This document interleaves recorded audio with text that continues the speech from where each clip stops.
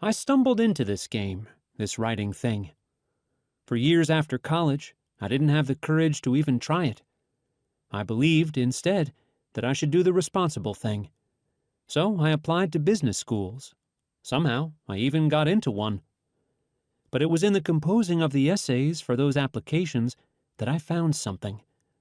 I was in my early 20s, that period of life when you were just scratching the surface of some sort of real knowledge. And for the first time, really, I was forced to sit down and think deeply about where I'd been, where I was, and where I wanted to go. What I figured out through the process of writing those essays was that I, in fact, did not want to go to business school.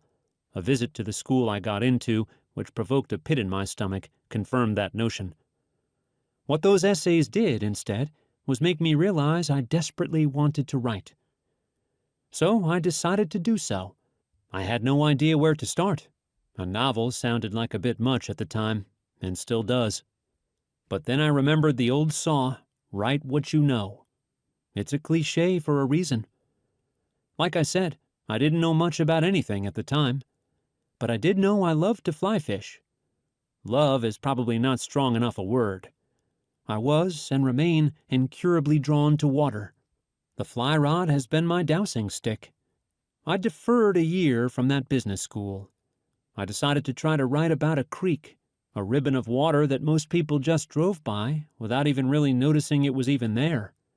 But it had trout in it, and it had an interesting history, at least in the annals of fly fishing. I threw everything I had into the piece. It ended up at 4,000 words, a tome. I sent it around to all the big magazines. None bit. But a small one finally did, and bought it for $200. That was that. I informed the business school that I wasn't coming. My future father-in-law was, shall we say, not exactly ecstatic about my decision-making skills when it came to potential future income. And I wrote.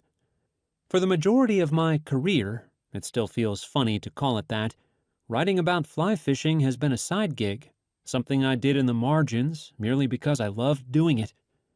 I spent almost 15 years at Forbes magazine, doing profiles of entrepreneurs, sports team owners, hedge fund managers, and CEOs. I wrote books about college football and continue to do so. But fishing writing was always there. Like Michael Corleone, I could never fully extricate myself from the grasp of some powerful force in my life.